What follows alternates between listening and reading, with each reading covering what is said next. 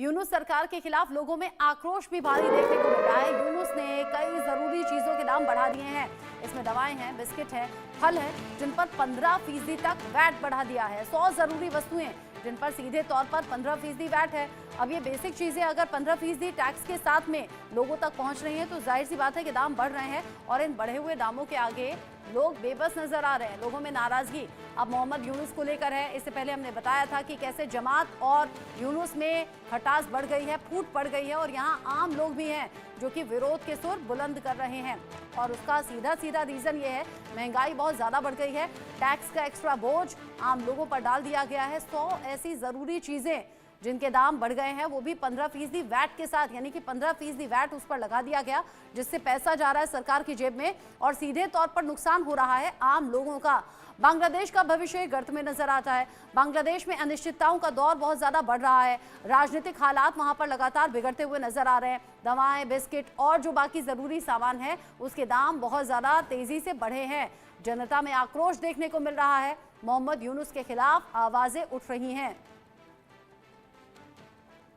बांग्लादेश में महंगाई से त्राही त्राही हो रही है, यानी कि लोग बड़े परेशान हैं और इस परेशानी के साथ त्राही त्राही बांग्लादेश में की जा रही है। वो कौन कौन सी चीजें हैं जिन पर ये टैक्स बढ़ गया है, यानी कि ये दाम बढ़ गए हैं, अब एक एक करके वो भी आपको दिखा देते हैं कि कैसे बांग्लादेश में आम लोगों का गुस्सा फूटा है और कौन कौन सी वो चीजें जिनके दाम एकदम से बढ़ा दिए गए। और इन दामों के बढ़ाने के बाद लोगों का विरोध बहुत तेजी से सामने आ रहा है। इसमें जो बेसिक चीजें हैं, मोबाइल फोन का इस्तेमाल करना, इंटरनेट पर टैक्स बढ़ा दिया गया है। 100 ऐसी चीजें हैं जिन पर तेजी से दाम बढ़ गए हैं। रेडीमेड कपड़े, रेस्टोरेंट, मिठाई, एलपीजी गैस, इन सभी के दाम बढ़ गए हैं। साथ ही साथ बिस्किट हुआ, साथ ही जो ज़रूरी चीज़ें हैं और बेसिक चीज़ें, यहाँ आप कुछ लिस्ट देख भी रहे हैं। इसमें फलों के आसमान छूते दाम हैं, जिसमें आप देखिए कि कैसे सेब, अमरूद, संतरा, पपीता, यहाँ पर चूंकि हमारे यहाँ रुपए कहा जाता है, वहाँ टका कहा जाता है। आप देखिए प्याज 100 टका किलो है, आलू की कीमत आसमान छू रही है, अमरूद 120, सेब तो 349 टका किलो है,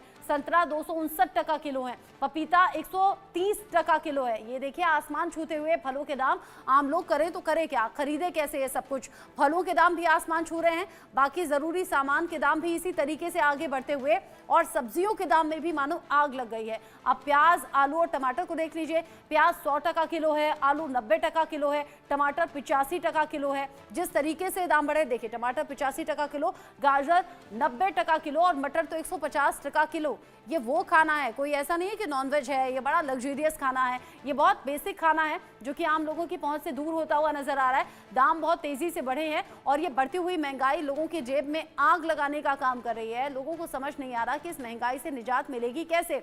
जिस तरीके से ये बढ़े हुए दाम हैं, मेजर शाह, आम लोग तो बड़ी मुसीबत में आ गए हैं। आम लोग जो ठीक ठाक लोग भी हैं वो भी ये बढ़े हुए दाम देने को तैयार नहीं, कह रहे हैं कि हमें तो निजात चाहिए और इसीलिए मोहम्मद यूनुस से नाराजगी ज्यादा है।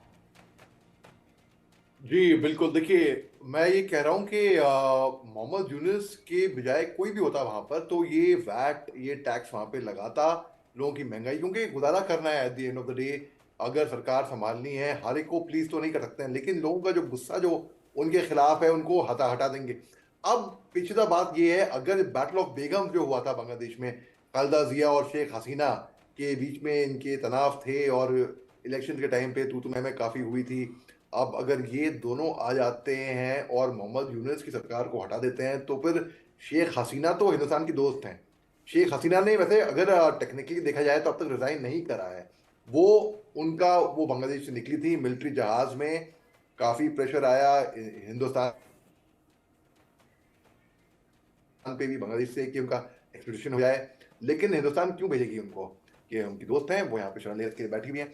अब इंटरेस्टिंग बात यह है कि मोहम्मद यूनुस के सरकार के खिलाफ तो बिल्कुल जो कि जिनके दमखम पे चौड़े हो रहे थे उन्हीं वो लोगों ने इनके खिलाफ अभी प्रदर्शन करा है और इनको अगर हटा देते हैं वहां पे सत्ता से, बिल्कुल इसमें बांग्लादेश में थोड़ी ऑड स्टेबिलिटी आएगी। लेकिन अगर शेख हसीना कि वापस लौट जाती हैं बांग्लादेश के अंदर वापस इन अ पोजीशन, हाँ। तो हो सकता है कि वो जिस तरीके का उनका लीडरशिप हो सकता है कि वापस धीमे धीमे कर स्टेबिलिटी आ सके और जब बांग्लादेश भी के। इस तरह के हालात में नया नेता चुना जाता है तो बहुत सी जिम्मेदारियों के साथ चुना जाता है। और संजीव श्रीवास्तव जी, जो सिनेरियो अभी हम बता रहे थे कि खालिदा जिया और शेख हसीना अगर साथ में आते हैं तो क्या इस तरह के चांसेस हैं? और ये जो बढ़े हुए दाम हैं, हम पाकिस्तान का एग्जाम्पल बार बार देते रहे ना कि पाकिस्तान की राह पर बांग्लादेश, यही तो पाकिस्तान में भी होता रहा, अब बांग्लादेश भी ये झेल रहा है। देखिए रचना जी, बांग्लादेश की जो मूल समस्या वर्तमान समय में जो बांग्लादेश के जो रेडिकल इस्लामिस्ट अतिवादी आतंक परस्त जो संगठन है वो है। और वो क्या खालिदा जिया और शेख हसीना का ये जो अगर कोई कॉम्बिनेशन फॉर्म होता है तो उसको वो अपना उसको स्वीकार करेंगे? क्या उनके खिलाफ वो साजिशें नहीं रचेंगे?